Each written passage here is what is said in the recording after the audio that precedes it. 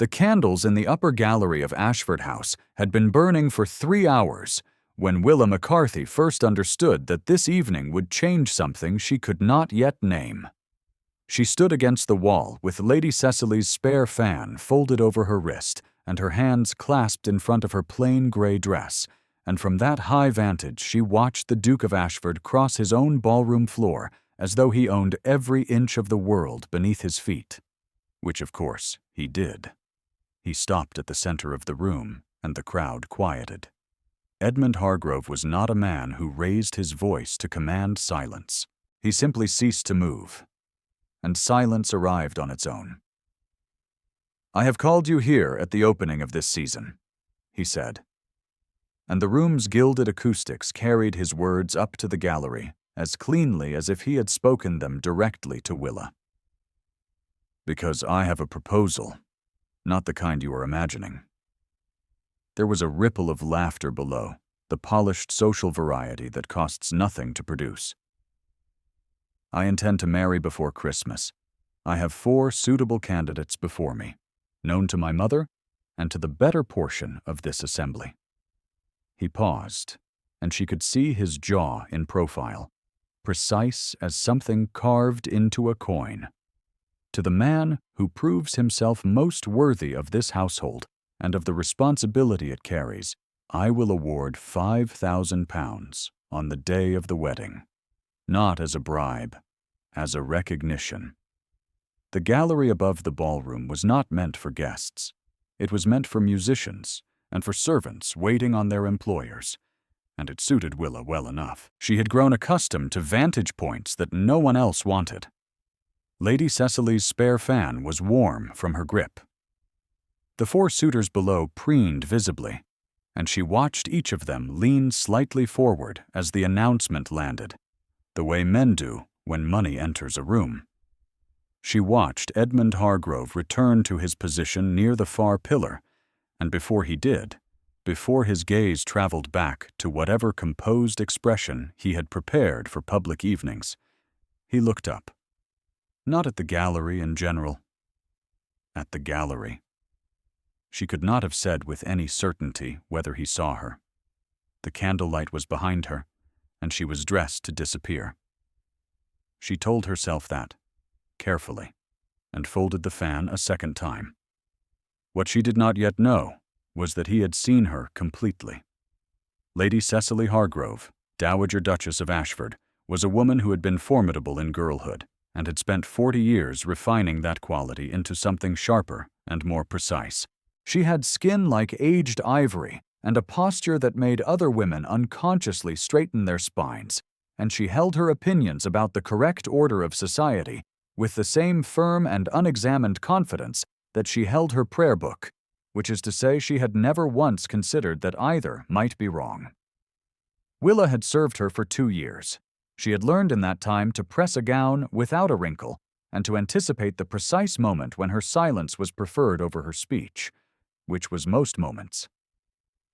She had also learned that Lady Cecily's disdain was not personal in the theatrical sense. It was structural. Willa was a category, and the category was useful, but beneath consideration. "She is adequate," Lady Cecily had said once to her friend Mrs. Pemberton, not troubling to lower her voice. "For a woman of that sort." Willa had been standing 2 feet away with a hairpin in her hand. She had said nothing, and had placed the pin with perfect accuracy, and had felt the small, cold wire of the words settle somewhere behind her sternum. She had been adequate for a long time. Her father, Arthur McCarthy, had been a physician of modest education and immodest generosity, and when he died, he had left her 2 things: a genuine love of books and a debt of £340 to a creditor in Cheapside who had written her a letter within a fortnight of the funeral. She had read that letter in the kitchen of the house that was no longer hers, standing in her coat because the fire had not been lit, and she had understood in that moment that the world had rendered its verdict on her. The verdict was not cruel. It was simply precise. She was a woman without property, without a male relative of standing, and without the looks that sometimes compensated for those deficiencies in the marriage market's ruthless arithmetic. She would work, or she would not eat. She had worked. Now she was 24 years old. She possessed 18 shillings and 4 pence in a small tin behind the loose brick in her room, and she knew more about the internal politics of Ashford House than anyone who lived in it. She knew, for instance, that Thomas had a debt. Thomas was the Duke's ward, 9 years old, the son of Edmund's younger brother Henry, who had died of a fever outside of Lisbon 3 years prior, and his mother Caroline had followed him into death 14 months later, quietly, in the room at the end of the east corridor that no one used anymore. Thomas had been silent since. Not in the medical sense. He spoke when directly addressed, answered questions correctly, ate and slept, and attended his lessons with Mr. Fitton. He simply no longer volunteered anything. He existed in the house like a held breath, and the held breath had been held so long that the household had largely ceased to notice it. Mrs. Pratt, the housekeeper, noticed. She was a stout woman with capable hands and a face that had learned to keep its own counsel, and she had told Willa the particulars one evening in November over a cup of tea in the kitchen, because she was the sort of woman who needed someone to tell. Thomas had broken a window in the east corridor.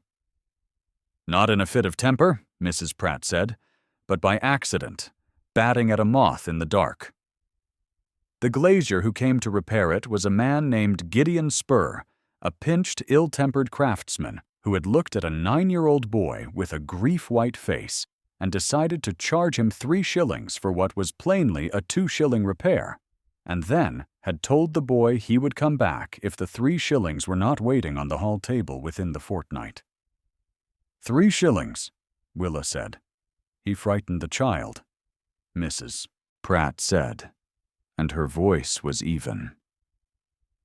Thomas has not slept properly in a week. Willa had looked into her teacup and done the arithmetic of her own small savings and had not said anything at all. But she had thought about it.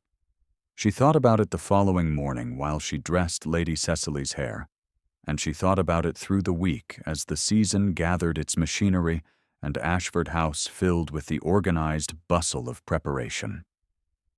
She thought about it while she watched the 4 suitors conduct their campaign. Sir Rowland Fenwick arrived first, a thick-shouldered baronet of 40 with a laugh that lived just a fraction of a second behind where a genuine laugh should be. He sent Lady Cecily 24 roses in a shade of peach that clashed magnificently with the drawing-room's crimson wallpaper, and he spoke to Edmund about estate management with the earnest confidence of a man who had just read 2 chapters on the subject. He was courteous to the upper servants in the careful way that signals the courtesy is performed rather than felt, and he did not appear to register Thomas at all. When the boy passed through the dining-room doorway one morning during breakfast, Sir Rowland's gaze slid over him like water over glass. Willa watched Edmund watch this. Edmund's face gave nothing. It rarely did. But she had been in rooms with him for 2 years, and she had grown, without intending to, into a reader of smaller things. The particular stillness that settled over him when he was choosing not to react was different from his ordinary stillness, and she had catalogued the difference the way she catalogued household details. Quietly, without expectation that the knowledge would ever be useful. The baronet's interest in the prize was plainly greater than his interest in the household he would inherit with it, and Edmund knew this by the end of the first week. Mr. Piers Ashby arrived on the heels of Sir Rowland, younger by a decade and considerably more pleasant on the surface. He was the sort of man women liked instinctively, warm-eyed, easy-voiced, with a gift for finding the exact compliment that would make a woman feel seen without requiring him to actually see her. He said the right things to Thomas, kneeling to the boy's level with a good-natured smile, and Thomas had stared at him with the flat, expressionless assessment of a child who has learned not to trust warmth that appears too quickly. Edmund stood in the doorway during this exchange, and Willa, passing with a tray of correspondence, saw his gaze rest on his ward's face rather than on the Suitors' performance. He saw what Thomas saw. Captain Graves came next, a decorated officer with a straight back and a quality of steadiness that Willa genuinely respected. He was honest, she thought, and capable, and he conducted himself with a courtesy that was plainly natural rather than calculated. He asked Edmund about the estate's tenants with real interest, and he remembered Mrs. Pratt's name after being introduced once, which was more than Sir Rowland had managed in a fortnight. But he spoke to Thomas in the measured, careful way that adults speak to children they mean to manage rather than know. And Thomas folded away from him as predictably as a letter returned to its envelope. Captain Graves was a good man, Willa thought, who would have been excellent in a regiment, and was simply the wrong man for this particular house. The fourth, Mr. Oliver Dunn, was the most careful of them all. He was a solicitor's son who had educated himself into a respectability that sat on him like a new coat, slightly stiff at the shoulders, and he had done his research. He mentioned the Ashford estate's drainage problems at dinner, which demonstrated preparation. He brought Thomas a set of painted tin soldiers, which demonstrated intelligence about the shape of the test. He presented himself to Edmund with a quality of attentiveness that was very nearly persuasive. Willa watched him watch Edmund and understood that Mr. Dunn was measuring, always measuring. Trying to identify the correct answer to a question he had correctly identified, but had not quite grasped the terms of. The £5,000 sat at the center of all of them, like a lamp in a dark room, and each man was navigating by its light. Willa thought this on the 3rd week of November, while she walked the East Corridor on an errand for Lady Cecily, and she was thinking it still when she turned the corner near the glazier's window and found Thomas sitting on the window seat below it, very still, with his hands folded in his lap and his eyes fixed on the courtyard below. She stopped. She said, with complete ordinariness, "It is cold by this window." He did not startle. He simply turned and looked at her with those level gray eyes that were his mother's coloring exactly, and said, "I know." And then, after a pause that carried the whole weight of the fortnight in it, "He is coming back on Friday." "I know," she said. "Mrs. Pratt told me." He looked at the courtyard again. She stood beside him for a moment, neither of them speaking, and the cold from the repaired glass pressed through the air between them with that particular indoor winter quality that has no season but its own. "I have it in hand," she said. And she meant it. The following morning, which was Wednesday, Willa retrieved her tin from behind the loose brick and counted out 14 shillings and 8 pence. It was the better part of what she had. She wrapped it in a square of cloth and asked Mrs. Pratt to send word to Gideon Spur that payment was ready, and when he arrived at the servants' entrance on Thursday morning with that same pinched look of a man who has prepared his grievances in advance, she handed him the cloth without ceremony and told him the account was settled and that he need not return. He counted it twice, found it correct, and left without thank you. She had not thought about the consequence of the deficit in her savings any further than the fact of it. There was nothing to think. The tin held 1 shilling and 4 pence, which would buy her tea and soap for another month. That was enough. Thomas owed nothing to anyone, and the window was paid for. And that was the end of the matter. She did not know that Edmund had come to check on Thomas at that same evening hour, as he did every night, quietly, without staff, his footsteps trained to silence in the East Corridor, because he had learned that Thomas slept lighter when he heard them, and rested better when he did not. She did not know that he had heard her voice from around the corner before he saw her, and that he had stood still in the corridor's shadow while she told the boy she had it in hand. She did not know that he had watched her hand the cloth to the glazier's boy who collected for Spur, and that something in his face had changed in a way that no one in the ballroom below had ever been permitted to witness. He carried in his left breast pocket a folded letter written in a woman's handwriting, small and precise. Caroline's letter, the one she had written in the final week and left with Mrs. Pratt to give him when he returned from London. The journey he had made for business, reasons that had seemed pressing at the time, and did not seem pressing now, and had not seemed pressing in the 3 years since. He had not been there when she died. He had arrived the following morning to a house made different by that one night's absence, and Thomas had looked at him from across a room full of useless flowers, with the face of a child who understood precisely where his guardian had been. Edmund had carried that look and that letter ever since, the letter still folded, still unopened, because he could not decide which was worse, to read it and find that she had forgiven him, or to read it and find that she had not. This was what lay beneath the cold discipline. This was what the 4 suitors had been trying to answer without knowing the question.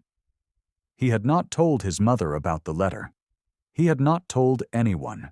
He had announced his prize and his deadline because Lady Cecily had been correct that Thomas needed a household with a woman at its center, and Edmund had accepted this the way he accepted all truths he disliked, formally, with full comprehension and complete suppression of the feeling the truth produced. He had told himself that £5,000 was a practical inducement toward a practical end, and if the thing felt like penance, that was his business and no one else's. He had not expected to watch a lady's maid in a plain gray dress stand in a cold corridor and hand a glazier's boy 14 shillings and 8 pence of her own small savings because a 9-year-old boy could not sleep. He did not follow her. He went to Thomas's room and stood in the doorway long enough to assure himself the boy was breathing normally, and then he walked back to his own rooms by the longer route. And he sat by the fire for a long time without reading the correspondence on the table beside him. Lady Cecily was a woman who noticed things. This was both her gift and the mechanism by which she had built her considerable influence over 40 years of Ashford House's social life, and she applied it now to the question of Willa McCarthy with the same methodical attention she applied to every problem she identified. She had seen Edmund at the East Corridor's end. She had been coming to ask about the Blue Parlour's flower arrangements, a reasonable errand at any hour, and she had seen her son standing still in a corridor shadow at an angle that told her everything she needed to know about what he had been watching. She had said nothing at the time. She had considered the information for 4 days with the patience that distinguishes a formidable person from a merely clever one. Then she had made her decision, which was the decision she always made when the correct social order was threatened by a sentiment. She would remove the source of the disruption before it could complete itself. "She has overstepped," Lady Cecily told Mrs. Pemberton in the morning room, and her voice had the pleasant evenness of a woman commenting on weather. "She involves herself in affairs above her station. She has made herself an inconvenience to this household." Mrs. Pemberton murmured agreement, as she always did. "She will be dismissed before the end of the week." Willa heard this from the corridor. Not second-hand, not through Mrs. Pratt, but directly, passing with the morning correspondence, her footsteps quieter than Lady Cecily had calculated. She stood outside the morning-room door, with the letters in her hands and the cold of the corridor very present around her. And she understood with absolute clarity that this was how it ended. Not badly, not cruelly, not with any injustice beyond the ordinary kind that required no particular malice to produce, simply the hierarchy operating as it had always operated, as it had operated on her father's debts and her father's house, and every small claim she had tried to make on a world that filed her under. Useful, but beneath consideration. She stood there for a full minute before she straightened her spine and continued down the hall. That evening, Lady Cecily assembled the drawing room with the casual authority of a woman who had been staging drawing rooms for 4 decades. The fire was lit to the correct height. The 4 suitors were present, having been invited for what was described as a social hour. Edmund was present, seated near the window with his customary stillness, a glass of port untouched at his elbow. Mrs. Pratt was present by the door with the household's next day's arrangements, because Lady Cecily liked a witness who could not contradict her. Willa was present because she had been summoned to bring Lady Cecily her shawl. She had brought the shawl. She was standing near the door, close to Mrs. Pratt, holding her own hands together with perfect steadiness. When Lady Cecily turned to address the room with the practiced timing of someone who has rehearsed a social moment in advance, "I must address a household matter," she said pleasantly. "Since we are all gathered, and the matter affects the domestic comfort that every guest in this house deserves." She placed her shawl across her own shoulders without looking at Willa, and the dismissal of the gesture was precise enough to serve as a full sentence on its own. "I have found it necessary to release one of the staff who has developed an unfortunate habit of involving herself in affairs above her position. A young woman who, whatever her opinions of her own worth, remains what she has always been." The room was quiet. "She will be given a week's pay in lieu of notice," Lady Cecily continued, "and the matter will not be mentioned again." Sir Rowland was nodding slightly. The automatic confirmation of a man whose sympathies are always with the room's established authority. Mr. Dunn wore a neutral expression that concealed rapid calculation. Captain Graves looked uncomfortable in the way of decent men who are unwilling to make a scene. Mr. Ashby was examining his cufflinks. Edmund had not moved. Mrs. Pratt's hands, Willa noted with a peripheral attention that was itself a form of steadiness, had gone very still at her sides. Willa looked at Lady Cecily and said, "Very well, my lady." Her voice was even. Not defeated, not performing courage, simply even, the way a thing is when it has accepted its own weight. "I will have my room cleared by morning." She turned to go. "Miss McCarthy." Edmund's voice was not loud. It was the same level declarative quality it always had, but it crossed the room with a precision that stopped every person in it, including Willa, who turned back from the doorway with her hands still folded and her face composed and her heart audible to herself at the base of her throat. He had risen from his chair. She registered this before she registered anything else, the physical fact of him standing, which was different from his sitting stillness in a way she could not entirely account for. He looked at her, and then he looked at the room, and the room understood from the change in the quality of his attention that something was shifting. "This announcement is premature," he said. Lady Cecily's fan, open at her wrist, closed with an audible click. "Edmund, the matter of household staff is mine to determine," he said, and there was no heat in his voice, which made it quieter and more final than heat would have. "Miss McCarthy remains in this household, as long as she chooses to remain in it."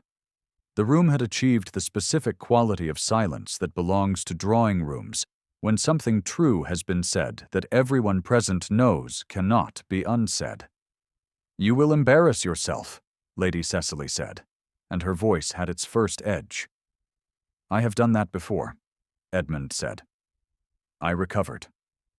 Then he did the thing Willa had not expected. He crossed the room to where she was standing, and he stood beside her, not before her, not above her, beside her, so that the geometry of the drawing room was altered, and everyone in it could see exactly what the alteration meant.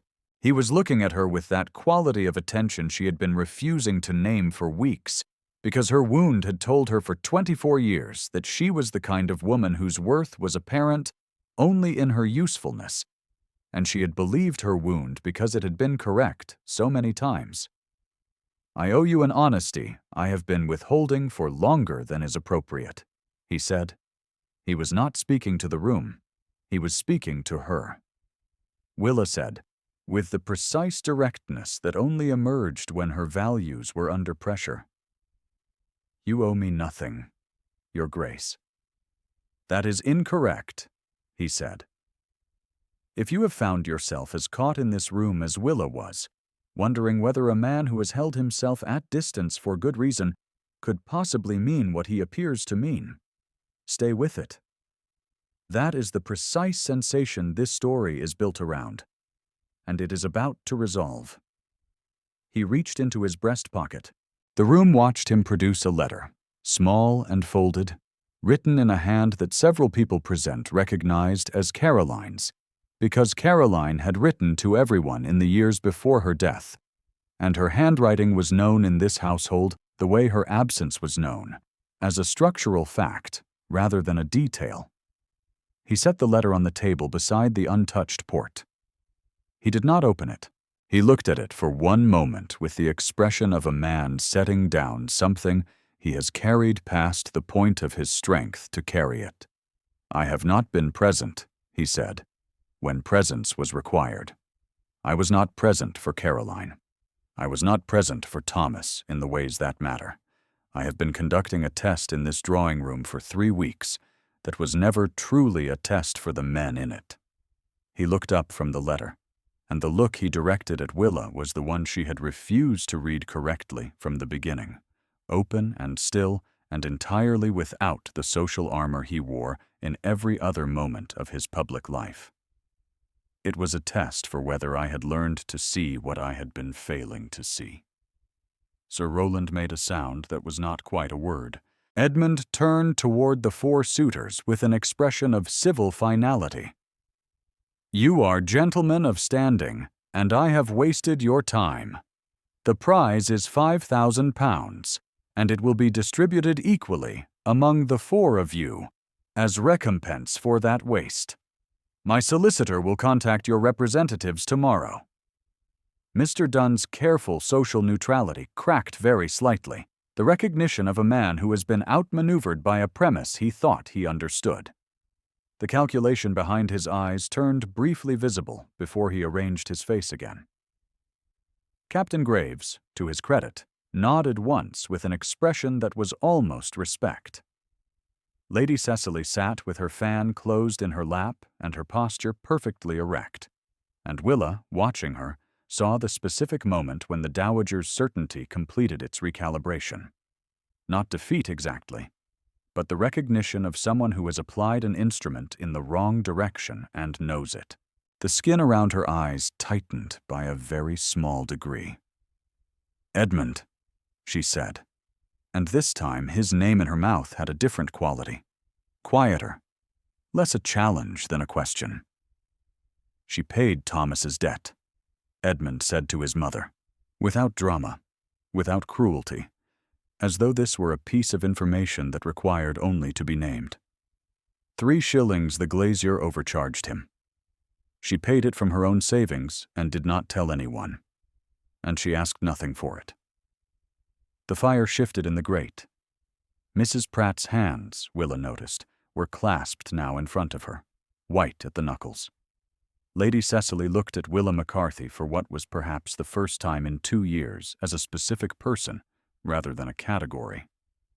And what crossed her face was not shame in the theatrical sense, but something more uncomfortable than that. The quiet recognition of someone whose categories have been returned to her, with a correction attached. She said, with the measured precision of a woman choosing her words with full understanding of what they cost, "I spoke hastily this evening. It was not an apology. It was not designed to be. But it was true, and Willa received it as such." Edmund looked at Willa and said, "I am asking you to stay. Not as my mother's maid.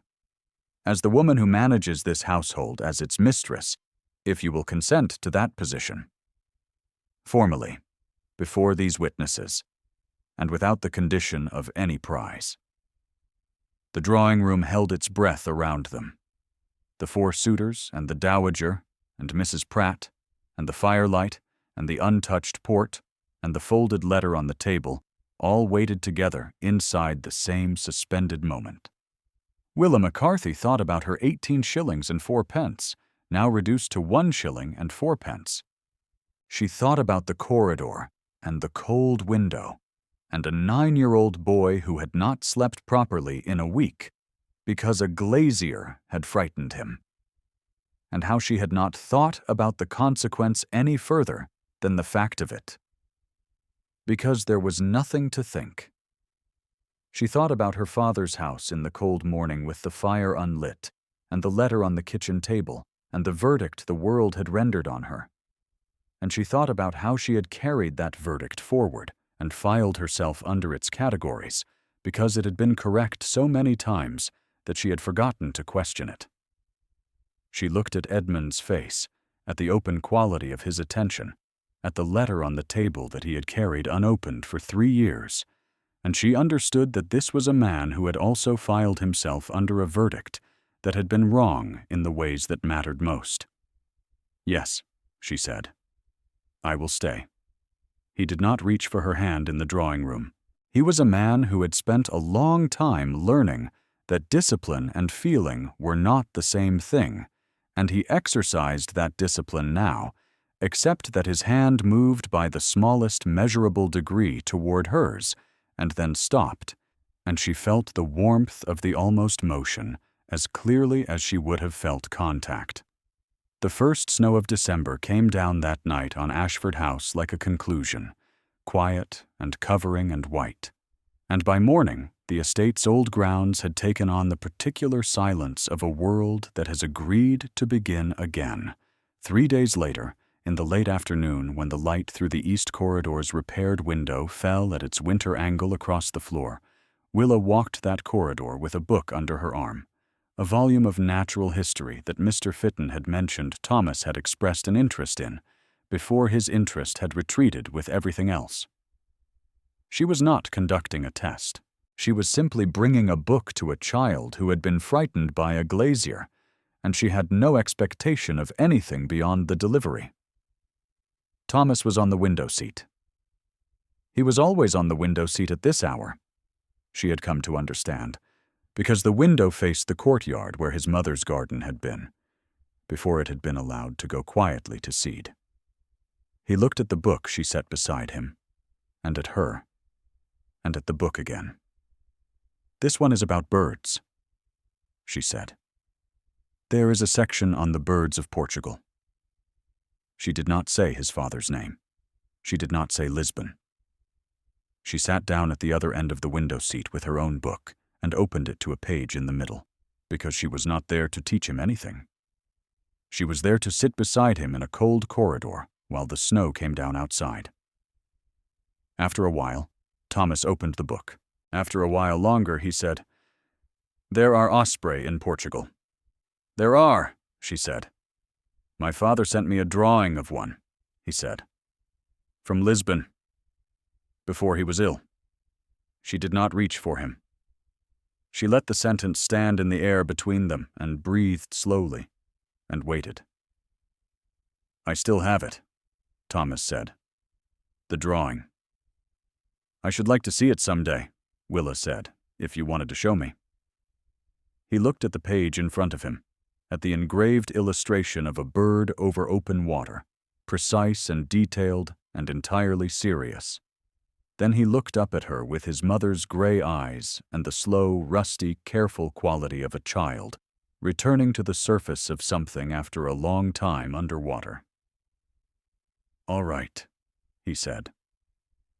She heard the sound of Edmund's footstep in the corridor before she saw him, recognized it as she had always been able to recognize it, and she looked up to find him in the doorway with one shoulder against the frame, watching. He was not performing stillness. He was simply still, in the way he was when there was nothing left to defend against. He looked at Thomas with the expression of a man who has not been permitted to hope for something, and is being asked to revise that prohibition. Then he looked at Willa. She held his gaze for a moment, This woman who had filed herself for 24 years under useful but beneath consideration.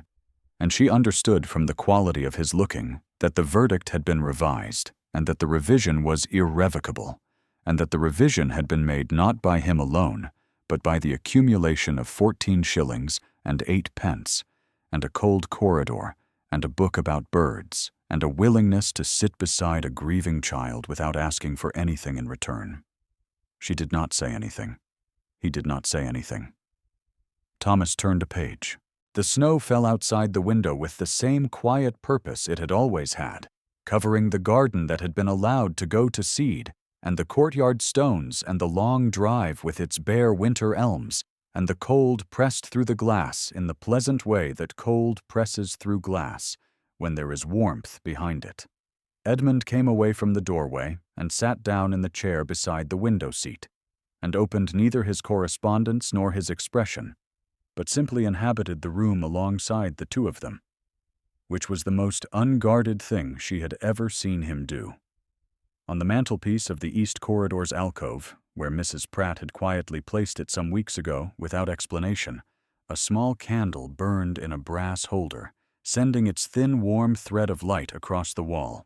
The folded letter, when Edmund opened it 3 evenings later before the library fire with Willa beside him reading and the snow still falling outside the long windows, said what it had always said. Caroline had written it in the clear and sensible hand of a woman who understood her own heart and had wanted him to understand it also. That she knew he was doing what duty required, that she did not blame him for London, that what she wanted for Thomas was for someone to sit beside him and mean it. He read it twice. Then he set it on the table beside the fire where the light could reach it. And he looked up at Willa. And he said her name. Her first name. The one he had not used before because the using of it was a marked event, the kind that could not be taken back. Willa, he said. She looked up from her book. He did not say anything else. He did not need to. She put her book down, and he took her hand, finally, with the considered and deliberate quality of a man who has decided to stop performing his own restraint, and the fire burned steadily in the grate, and the snow fell outside and somewhere down the east corridor, in a room that had been silent for 14 months. Thomas slept without waking, with a book about birds open on the coverlet beside him, and his breathing slow and even and deep. Ashford Hall held all of it. The repaired window, and the paid debt, and the letter finally read, and the garden that would be something again in spring. The house was the same house it had been the night of the announcement ball, with its gilded acoustics and its particular social weight. But the weight had redistributed itself around a new center, and that center was a woman in a plain gray dress who had stood in a gallery and told herself the man below could not possibly have seen her, and had been wrong in every way that mattered. If Willa's story moved you tonight, leave a word in the comments about the moment that stayed with you. Stories like hers are worth telling slowly and worth hearing the same way, and there are more of them here when you are ready.